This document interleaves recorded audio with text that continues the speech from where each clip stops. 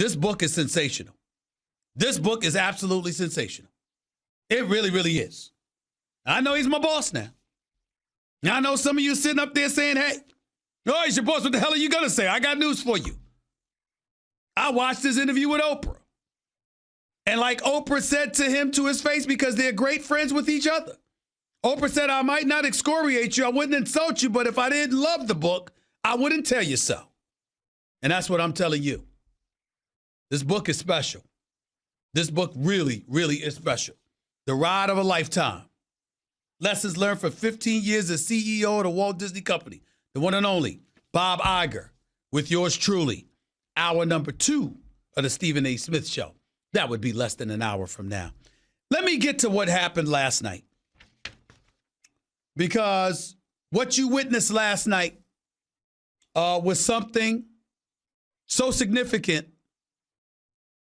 that it may have quelled all the euphoria, all the enthusiasm, all the suspense percolating out of the National Football League as it pertained to the AFC Conference. Because you see, as we look at the undefeated New England Patriots and we see Tom Brady and Bill Belichick doing what they do, being undefeated thus far, having dominion over the AFC East and in all likelihood the conference, regardless of the greatness of Deshaun Watson or the elevated level of play of the Indianapolis Colts, even with Andrew Luck retired and Jacoby Brissett at the helm. The reality is that when you look at the AFC, you thought about two teams. You thought about the New England Patriots, the 3-time reigning defending champions of the AFC, and you thought about Patrick Mahomes and the Kansas City Chiefs. Well, last night, all of that may have changed. We still don't have news about the MRI and what it has revealed. But courtesy of a quarterback sneak called by Andy Reid, in which Patrick Mahomes went into a pile looking to get 1 yard on a 4th and 1 play. He got his knee all messed up. He laid on the ground writhing in pain, took off his helmet, walked off the field on his own, but nevertheless his right knee clearly is not right. He left the game. He did not return. And according to our very own Adam Schefter and others, he could be out as little as 3 weeks. Or if there is tear, he could be gone for the rest of the season. And I think we all know that if he's gone for the rest of the season, Andy Reid in his 21st year, arguably with his best shot at a Super Bowl title, because he's never won one in his 21 years of coaching. That's not an insult. Andy Reid is a great coach and a good man who I've known for many years. But the bottom line is he's never won a Super Bowl title. Here's the reality of the situation. Regardless of what you saw the Kansas City Chiefs do last night, running roughshod over the Denver Broncos, sacking Joe Flacco and the stationary target that he is 8 different times, and completely neutralizing Denver's offense en route to a 30-6 victory in the Mile High City. The bottom line is this: ain't a snowball's chance in hell that the Kansas City Chiefs, with Matt Moore as their quarterback, is going to win a Super Bowl title or go to a Super Bowl without Patrick Mahomes. Now, I could bring up the obvious. Why don't you give Colin Kaepernick a call? Particularly since the Kansas City Chiefs hierarchy a couple of years ago was on record saying they'd bring him in. Why don't you bring him in now? You certainly got a spot. That would be nice. Just for the record, I just saw Colin Kaepernick the other day. He looks in phenomenal shape. You should give him a call. But that's neither here nor there. What's going on right now is that Patrick Mahomes is out. Now, there's been a debate. And some people, most NFL aficionados, they're not excoriating Andy Reid, nor should they. They didn't have any problem with the play that was called. They didn't have any problem with him calling Patrick Mahomes' number. They didn't have any problem with Patrick Mahomes running with the football. It was a fluke play in which, normally nobody gets hurt there. I understand that. And that's why Andy Reid shouldn't be vilified for this. But I will say this. Look, people, He's Patrick Mahomes. You don't know that it might not be in your best interest not to give him the football. You don't know that it might not be in your best interest to be a bit paranoid there, I say, and elevate your level of caution. He's Patrick Mahomes. He's that important to your franchise. Why not give the ball to somebody else to hand off? You were playing against the Denver Broncos. It wasn't like you actually needed to score every point in order to win this game. You're going to beat them anyway. You got Tyreek Hill back. You got Shady McCoy averaging over 5 yards a carry. You got Travis Kelce there. You got Robinson there. What's the problem? Why his number got to be called? He already came into the game with a messed up ankle. Why even do anything? That's my knock against Andy Reid. Truly is. That's my only issue. Why even call his number? For what? Why not be extra cautious? Why not be damn near paranoid? It ain't like Alex Smith is his backup, because we know Alex Smith could play if he were healthy. Patrick Mahomes' predecessor as the starting quarterback for the Kansas City Chiefs before Patrick Mahomes came onto the scene. You got Matt Moore there. You ain't expecting them to do anything. You need Patrick Mahomes out there. Why take any chance? That's my issue. For what? What sense did that make? But Andy Reid did it anyway. And as a result of that, now we're sitting here and we're wondering what's going to transpire with the Chiefs moving forward. And I got news for you. As far as I'm concerned, if Patrick Mahomes comes back, I don't give a damn if Patrick Mahomes sits out the rest of the regular season. I think this brother could miss 9 games and come back on that football field and play like he didn't miss a step. I truly believe in Patrick Mahomes to that level. I really do. But if there's any threat at all of him not being 100%, sit him out for the rest of the season. He is the future of this franchise. Come back another year. They got Green Bay next week. They got Minnesota after that. They got road games at Tennessee and at the Los Angeles Chargers. Then they got a bye week, okay, after those 4 games before taking on the Oakland Raiders and the New England Patriots and the Bears and the Chargers in 4 of their last 5 games. The only break appears to be Denver on their home turf. They got a monster schedule. And a legitimate argument could be made that, you know what, they might not even make the damn playoffs without Patrick Mahomes. I still think they will. But I got to tell you something right now. I don't jeopardize this kid at all. He's the future. If I'm the Kansas City Chiefs, I don't take any chances. None at all. I lean on the rest of my crew. I got Damian Williams and LaShawn McCoy as my running backs. I got Hardman. I got Tyreek Hill. I got Kelce. Watkins eventually will be back. I got DeMarcus Robinson. I'm sorry, I got Andy Reid coaching. I got a high-octane offense. Look, I got to try something. Defense wasn't that bad. They're awful against the run. They can't stop the run to save their life. But every place else, the Kansas City Chiefs appear to be decent. All I'm saying is, you don't take any chances now. You shouldn't have taken the chance with him last night, regardless of how fluky that was. And you damn sure shouldn't take any chances with him now. It's just that simple. There's nothing to debate. Be safe than sorry. 888-SAY-ESPN. That's 888-729-3776. Let me transition from football to a little basketball for a second because I'm a bit annoyed. I'm sorry, from football to a little baseball because I'm a bit annoyed. Let me just say, ladies and gentlemen, congratulations to the Houston Astros. Series is over. Yankees are done. Yankees are down 3-1 in this series. And you got Verlander and Garrett Cole to deal with. It's over. It's over.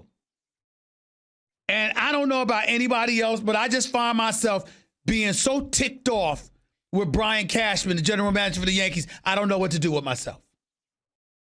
First of all, Aaron Boone, who I respect and like a great deal. What's up with all of these errors your team committed last night? It's about 4 different errors. Yankees just looked pathetic and sloppy. Just embarrassingly sloppy. Have y'all not figured out what the Houston Astros do to win? First of all, they got their own studs with Altuve and Correa and Bergman and those boys. Listen, these are who they are. That's number one. Number two, Hinch is a pretty damn good manager. Number three, their pitching, which should be number one. That should be number one on my list. Their pitching is just elite. Number four, they always put the ball in play. These damn Yankees strike out all the damn time. Everybody love Aaron Judge. How many times you going to strike out? Giancarlo Stanton, you only played about 18 games this year. You come back in the playoffs, you smack a home run in game one in Houston, you win that game, and then all of a sudden there's a damn APB out on you. What are you doing that you can't play? What are you doing? This is baseball. I mean, what the hell is going on? Is it just me, John? Is it just me? It's baseball. I mean, unless you got a back issue, what's the problem? You're standing out in the field eating pumpkin seeds. That's assuming you ain't DHing, hoping the ball comes your way so you ain't out there just collecting a tan. And somehow, some way, you hurt in the midst of a $300 million contract. I mean, it's sickening. It really is. Mayu, you've been looking like an MVP candidate for most of the season. You get into the playoffs against the Astros, suddenly you can't field. I mean, this stuff, but here's why, with all of that being said, here's why the person on my mind, and look at me when I'm talking to you, John. Here's why the person on my mind is Cashman. What was I complaining about before the trading deadline? What did I sit right on this damn show and complain about before the trading deadline? Now, I know Greinke had one of them trade clauses you only see in baseball where, you know what, he gets to choose where he wants to go. He gets to sit up there and say, you can pick 10 teams to choose from. Don't trade me to the Yankees. I get that. And I understand, Brian Cashman, that you couldn't get Greinke. And by the way, I ain't that damn sold on him anyway. But you couldn't get anybody? Wasn't it Cashman, John, correct me if I'm wrong, who said we have enough?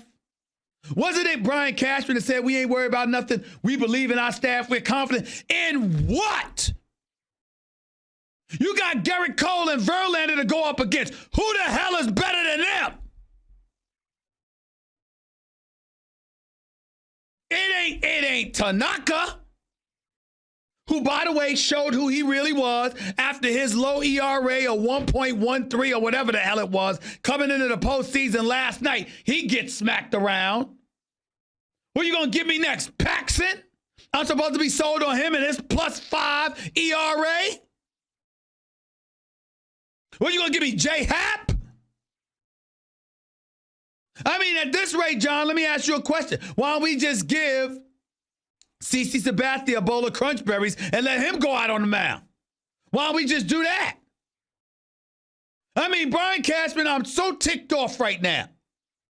How many years do y'all need evidence that the Yankees never, ever, ever respond to strong pitching in the postseason? How many times do y'all need to see that? You Severino and you go on the hill. You think you're going to go up against Cole or somebody and be able to give up 3 runs? It don't work that way. You got to bring your A+ game. And somehow that never happens with the Yankees. It never happens. And you know what I'm getting? You know where I'm really getting sick and tired with Cashman? And I respect Cashman, and I know he does a great job for the most part. But let me tell you what really is bothering me about him. Brian Cashman, John, seems to be one of those dudes that getting to the postseason now is good enough. We're competitive. We're in the mix. We are challenging for a title. That seems to be him and Hank and Hal, the resident sitcom running the Yankees. That seems to be their MO now. See, if it's George Steinbrenner, we got a problem. You better sprinkle in a few titles here and there. I can't have Boston Red Sox winning more titles than me in this millennial. I can't have that. That's what's going on. And when the Yankees lose this series, and it'll be by game 6 at the latest, if not tonight, it'll be by game 6 at the latest. Let me assure y'all of something. Okay? You're going to hear him talking. We had a good season. I don't want to hear that. You're the Yankees with that amount of firepower. All you had to do was go out and get some pitching. I know it's a long shot, John. I know the Mets ain't trying to do business with you, but damn, DeGrom, somebody, figure it out, man. Figure it out. Yankees are content. Boy, I wish Michael Kay was on the phone with me right now. The Yankees are content. I've learned that. I figured it out, ladies and gentlemen. I figured it all out. The New York Yankees are content with being contenders. That's what this is. See, the Astros went for it. You already had Cole and Verlander, John. What the hell you need Greinke for? But you went out and got him. Look at the Washington Nationals. Yeah, we lost Bryce Harper. But hell, we got Anibal Sanchez. We got Max Scherzer.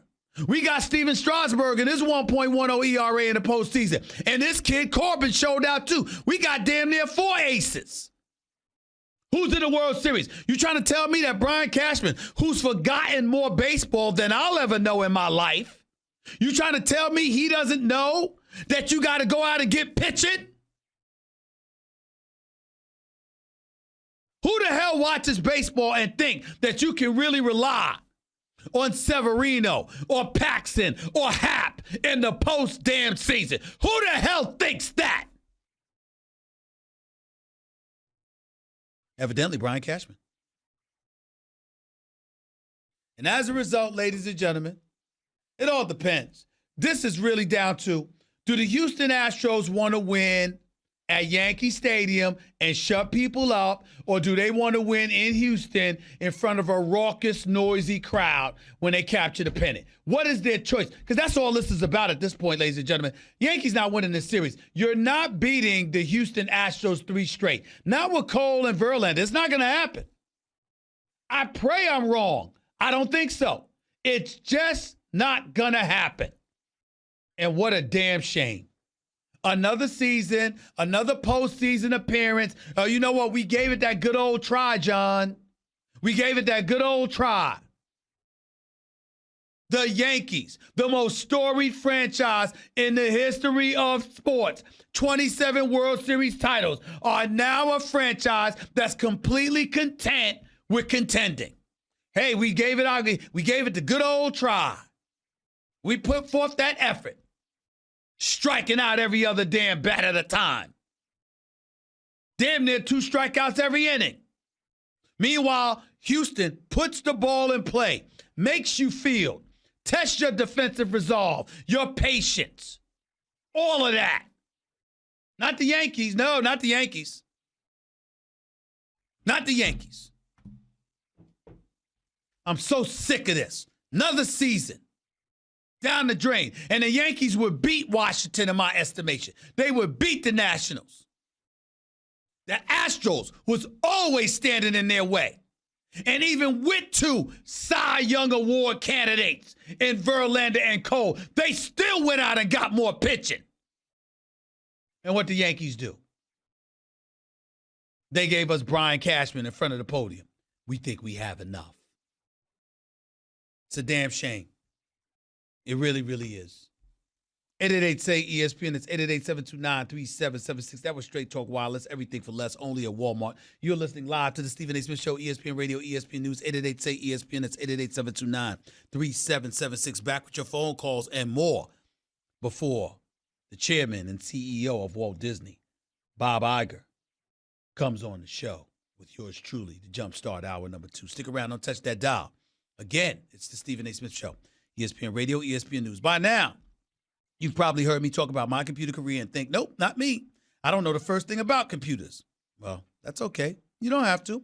Before they started, many of their graduates could turn a computer on and off, and that's about it. Now they're IT professionals. And guess what? You can do it too.